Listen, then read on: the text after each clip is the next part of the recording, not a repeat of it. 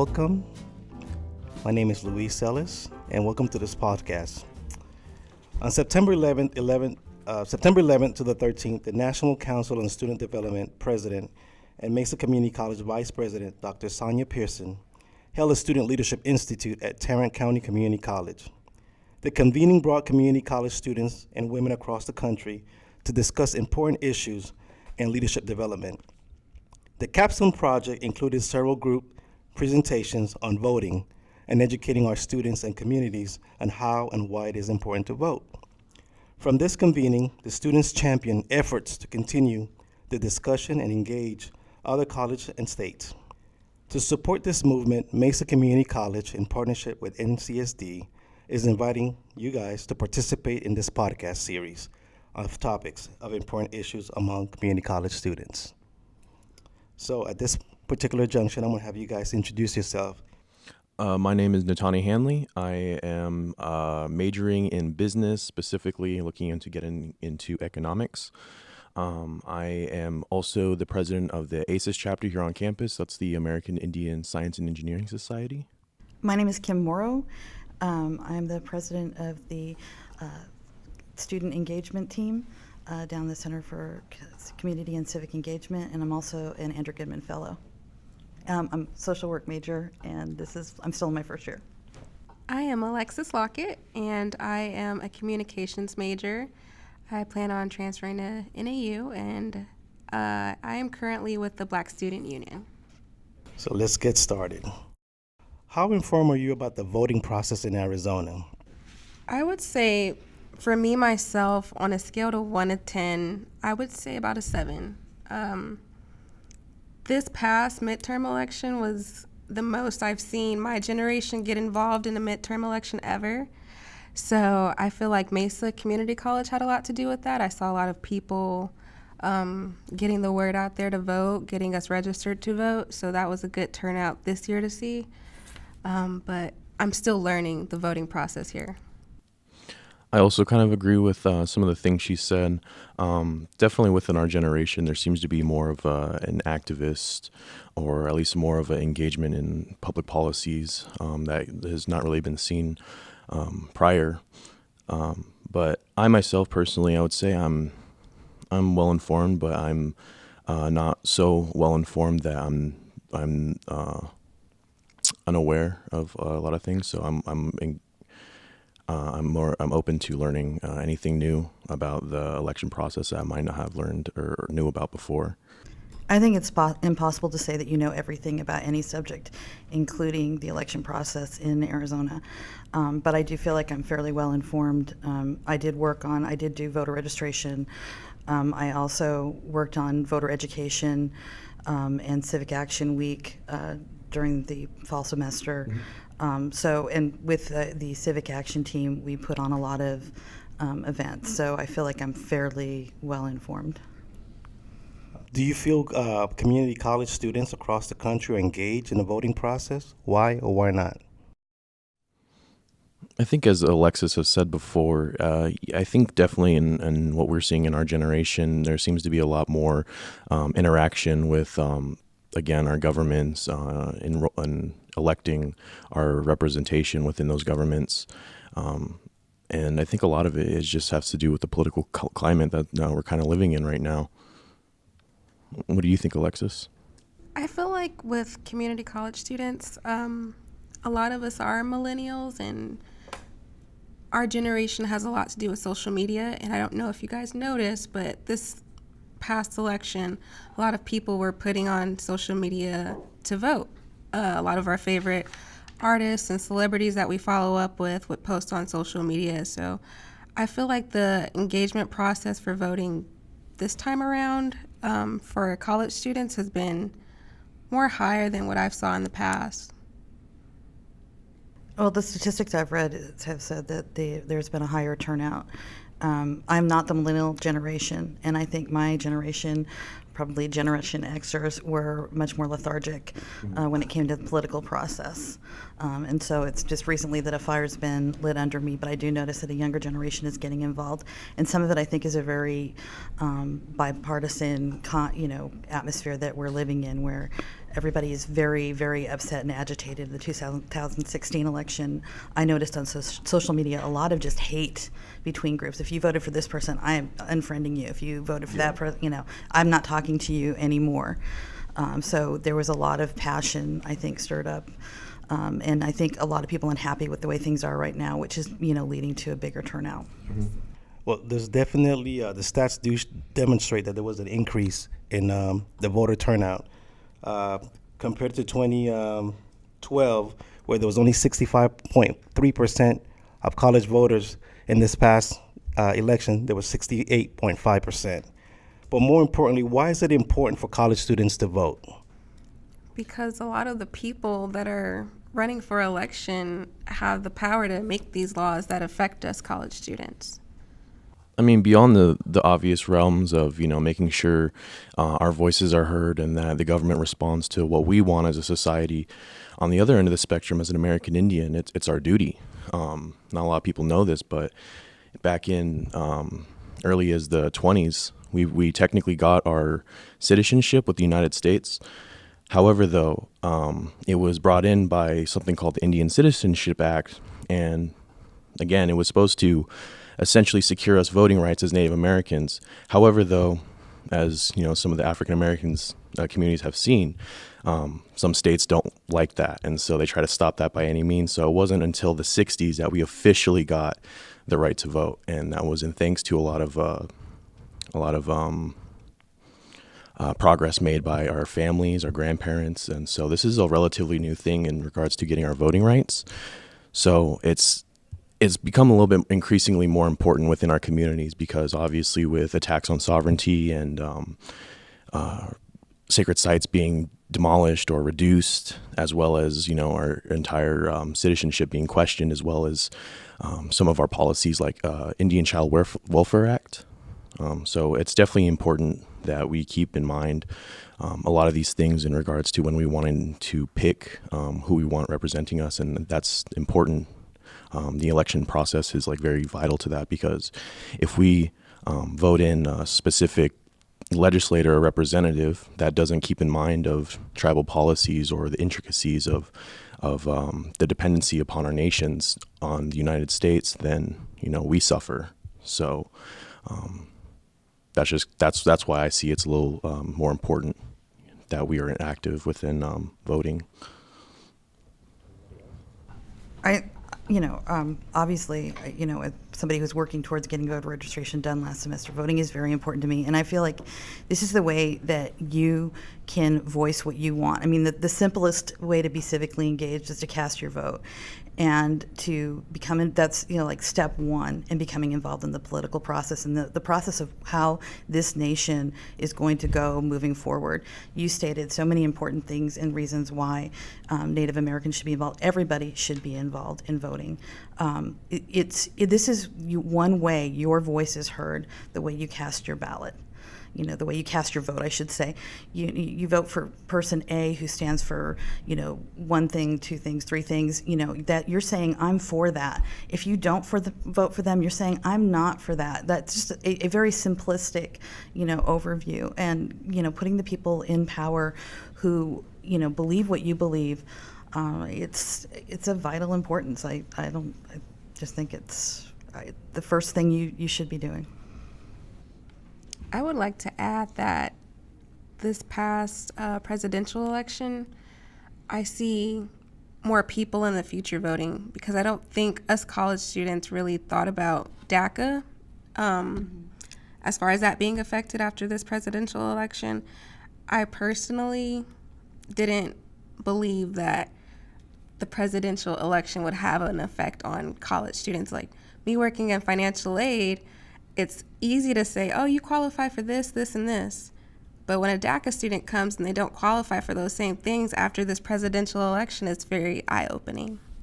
How much time, if any, do you spend researching candidates? Do you know how to research candidates?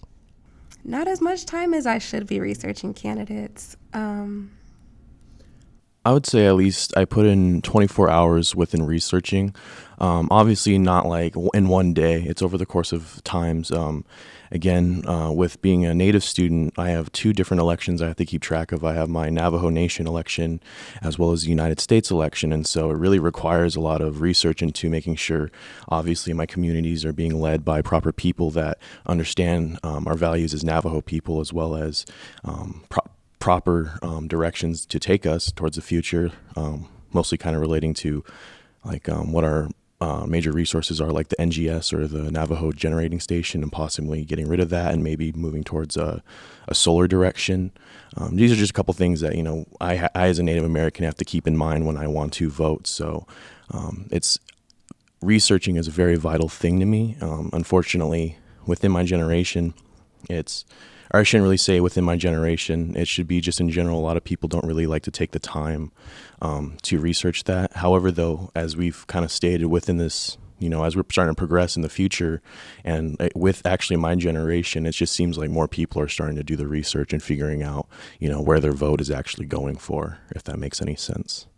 And I feel like the news and media has a lot to do with research that can be given to us. However, I feel like we need to start researching on our own instead of depending on the media to give us, this is this person or candidate that has these specific views. I feel like we need to go out and do it on ourselves. Like Kamala Harris, that's her name. She's governor from California.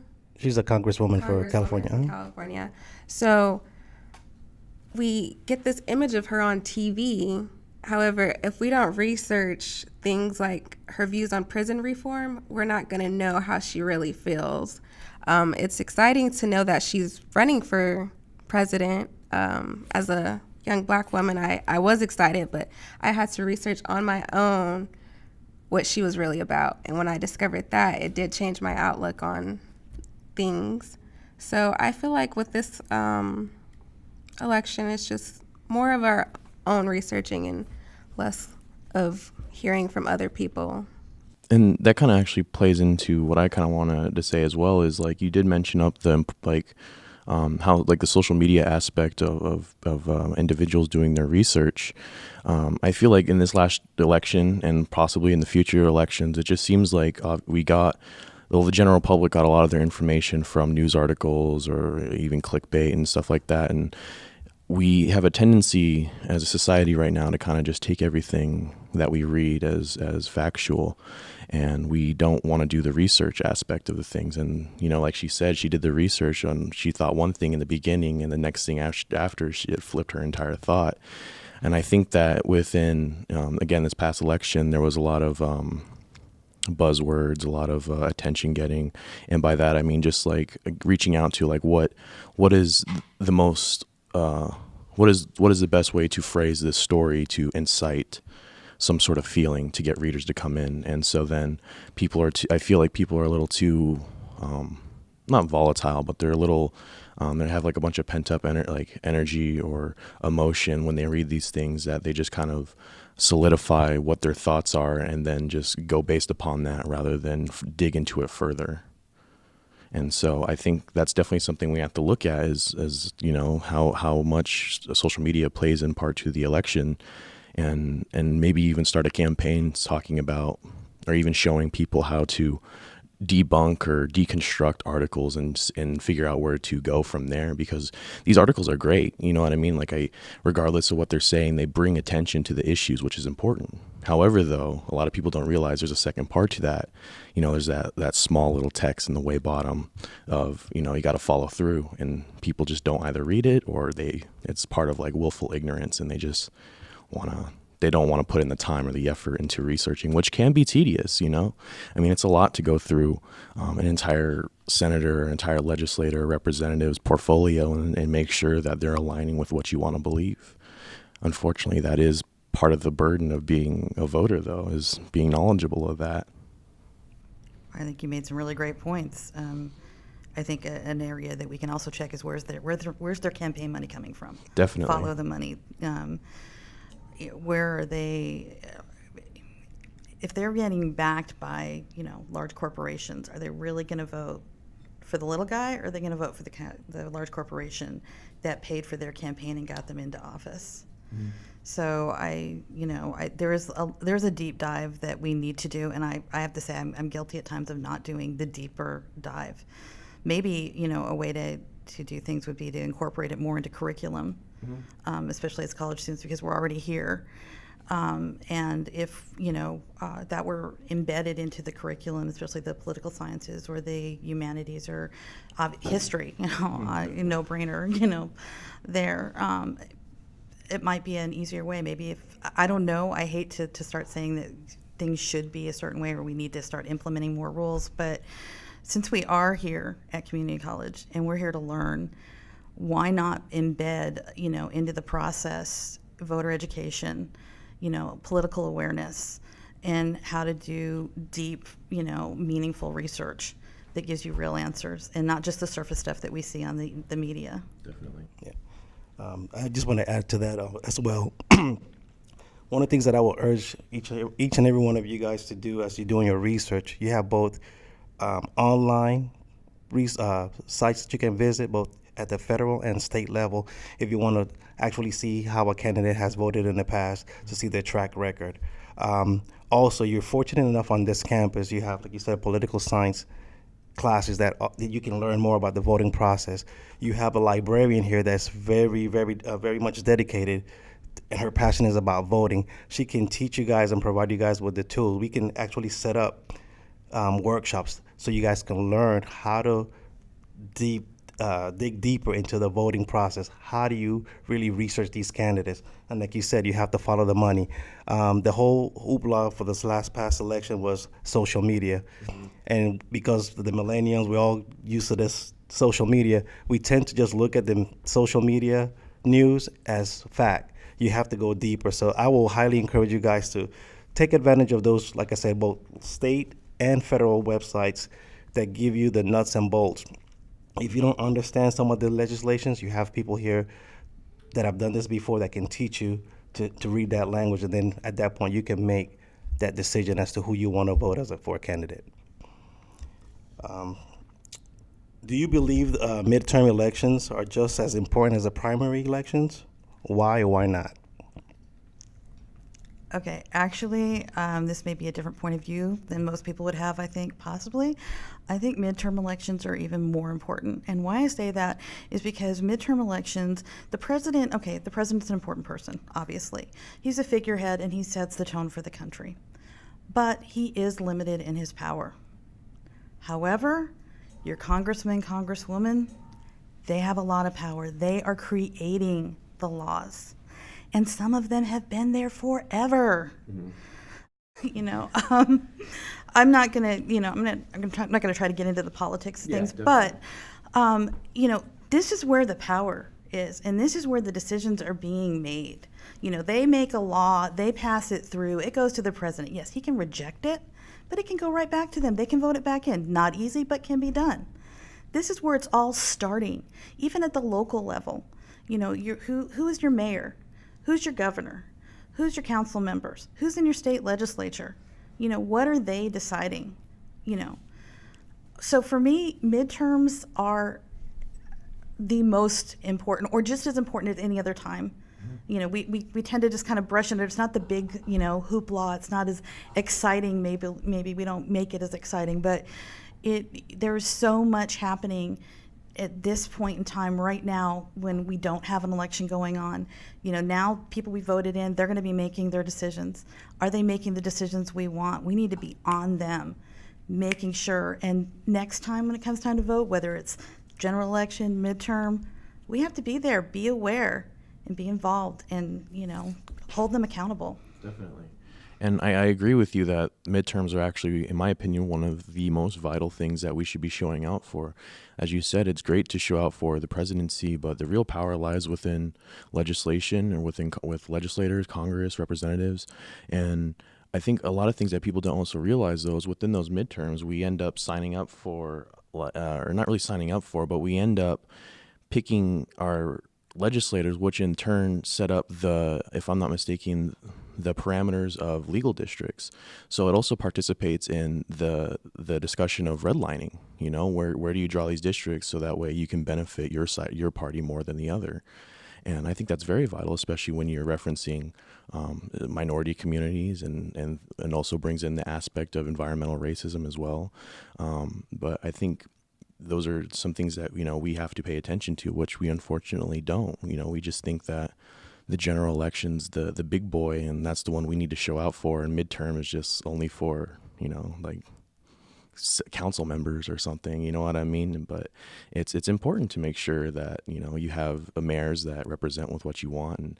And going back to what I said with tribal selves, it's important to make sure you have people that are within governments from a Native perspective, that have people within these governments to make sure that they're properly working together with your tribes and making sure that they're properly, you know, respecting your guys' beliefs as a tribe. Because, you know, just recently we had a couple people that are supposed to be representing Arizona destroy some sacred sites, or not even sacred sites, but artifacts that belong to some of the tribes here in Arizona. And, you know, that wouldn't have happened if, you know, voters showed out and made sure that, you know, that whoever we're voting in for that position is responsible enough, or at least even aware enough of our tribes here to make sure that stuff like that doesn't happen. Well, you can actually go down to the state legislature, and I've observed what goes on, which I found actually very shocking. Really?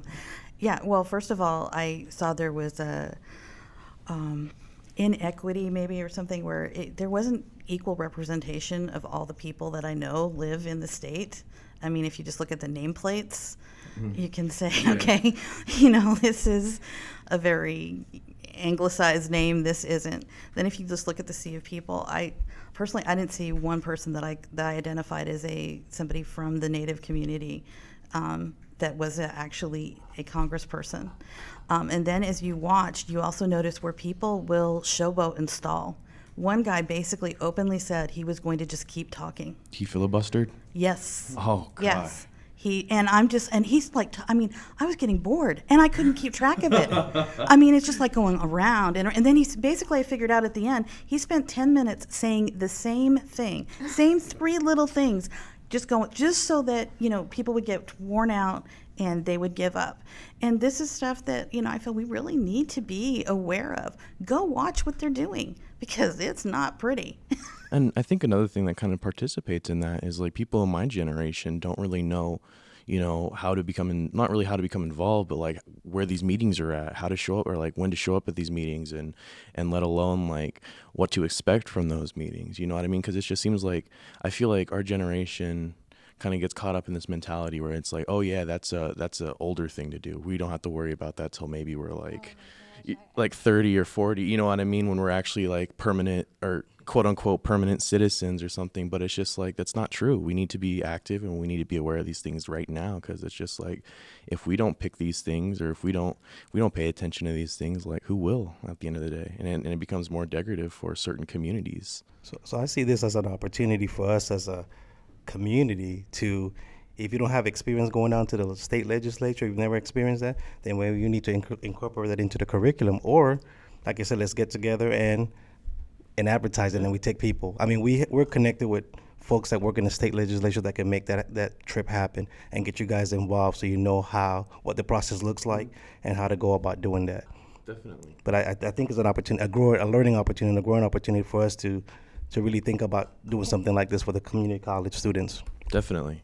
You guys can actually request to speak. Really? Yes, you can go in, you sign in on the computer, and you can request to speak, which affords you the opportunity when a bill comes up to voice your opinion.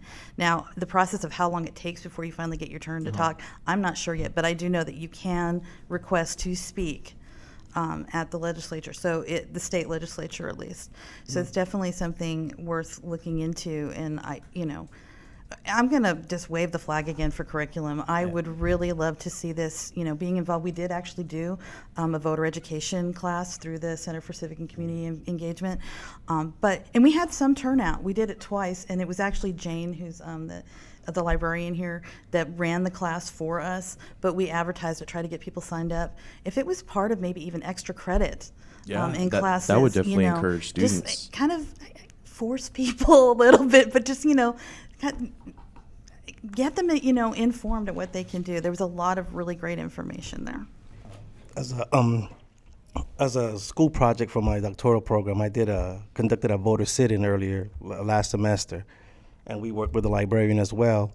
And to try to get the students involved in learning about the voting process, we talked about the different resources that are available, but we also made the students look at some of the propositions, and then we divided students in groups and had them just look at the proposition, and then how would you vote based on. Some people have to vote yay and nay, regardless of whether they agree with it. But it just got the students engaged and had them to start to think critically about the issues. So that's another thing too. When you get these propositions, you really got to delve into the language. And like I said, if you don't understand the language, you have individuals on this campus that can assist you to really dissect that language and see, okay, what does this really mean for me, and how does am I for it or against it? But those are things that you need to take advantage of. Oh, go ahead. Well, for this past election, we had, we had early ballots. I would have loved to submitted mine ahead of time. However, I didn't know a lot of the propositions on there, so that's good to know, because next time I can just take them here or bring them here and ask someone, because it's a lot to deal with when you get the early ballot in the mail and there's so many propositions, there's so many people that are running, and it's a lot at once. So I feel like the colleges should have that set in stone for each election if we could. I think we could even go even further to a point. I know obviously there's certain students that want to get into political sciences or want to be part of government, and so they're already familiar with a lot of things within the propositions, and especially wording and stuff like that. And so I think if we are really wanting or really serious about getting more people to come out and participate in things like the midterms and stuff like that, I think our institutions are going to have to take it upon themselves, and not even just institutions, maybe even organizations have to take it upon themselves to maybe even go through this information for or on behalf of the younger generation, just because and I'm not saying you have to spoon feed it to us or anything like that. I'm just saying if not everyone can show up or talk to a professor, and on top of that, within the Native community, a lot of our Native students tend to be really shy and reserved, so it's a little bit harder for them to approach someone and ask them for help. But if there was something where it's you guys submitted an infographic or a flyer, just kind of going over all the propositions and summarizing them as non-biased as possible, and just say, here you go, this is everything you need to know, this is just pretty much everything. And so by the time early ballots come out or election rolls around, they're super informed, and they don't have to fall for any of the social media bias or any of those type of articles that are out there. That's a great idea. Moving on. Do you believe your vote makes a difference regarding issues such as student homelessness, transportation, food insecurity, and the digital gap? Why or why not? I believe so, because the person I'm voting for, I want them to have as much as the same beliefs as I have. So, I don't know. I would just say that my hope is that the person that I'm voting for has every belief that I have. If not all of them, then most of them. So I feel like it does make a difference if we do go out and vote for what we believe in regarding these issues. I'd have to say not by myself. Obviously, just by myself, I can submit my vote. I can do everything that I'm supposed to do as a tribal citizen and as a United States citizen. But at the end of the day, that doesn't really necessitate that I'm going to be represented by someone I agree with. Now, however, if I had 3 other people with me, or maybe just at least one other person, I would feel like I would make a little bit more of a difference, just because of the fact that it just submitting a ballot by myself, it just doesn't feel, what I mean, it does anything. But I mean, obviously, I'm not ignorant, what I mean. I know it actually participates into a bigger scheme of things that is actually useful to our society. However, though, it's just that it can be draining, I guess, when it feels like you're the only one that cares. And it kind of tends to feel like that when you're submitting ballots, by yourself. And it just feels like, maybe even if there was, I mean, I know this is hard too, but like if there was also like a group, like a ballot filling session or something, you know what I mean? I feel like that's also another way for students to visually see that, it's not just them. And then on top of that, like it's, there's something being done because, as a democracy, we don't work as one. We have to work as a collective. And if I could add to that, I just want you guys to know you guys are all college students. And throughout the history of the United States, college students, the young people, are the ones that have made changes. I had mentioned earlier that I had a sit-in movement. And the time with the sit-in movement and bringing it to the college students to talk about voting was to make that correlation, that parallel. Back in the 60s, when they didn't allow blacks to sit in restaurants. We had to sit through the back. It was because of students banding together. Yeah, it wasn't overnight, but together as a collective, they were able to implement changes by going out to the voting polls and say, we're not going to stand for this anymore. So I agree with you. As a collective, you can make changes. And that's why it's important for you guys to look for candidates that are going to vote in your interest. So last but not least, what is your call to action to students listening to or will view this podcast? My call to action is to become more informed on voting overall. I mean, I know there's so many aspects to it, but we need to become more involved in the whole process. And I feel like we should do it earlier and a lot sooner than, the elections are coming up this year, I'm going to register to vote a few months prior to. No, we should be researching prior, I would say at least a year in advance, as far as candidates go. So that's my only call, is to do it and do it a lot sooner. I'd have to say my call, well, in a sense, two calls. My call is as a student, just a general student, it would just be like, as Alexis said, to get out, be informed, don't fall for just clickbait news articles or news articles meant to stir up emotion rather than report on the actual information at hand. But then on the other end of the spectrum, as a Native student, my call for action is, our families fought for this. My grandparents fought for this. I know my grandparents were the only one fighting to secure our rights to vote, and they fought. They fought hard, and there was so much, just so much opposing forces against that just didn't want us to vote. And so for us to give up our right to vote like that is just kind of disgracing our ancestors and everything they fought for, including Barboncito for the Navajo reservation. He made sure that we could return back to our homelands. He made sure that we had access to what was sovereign or what was sacred to us, and giving up the right to vote or not voting is like the same thing. And when you do that, it's like saying you don't care about our land or where we come from, and you're just kind of playing into the bigger issue at hand rather than trying to solve it. I would say speak up.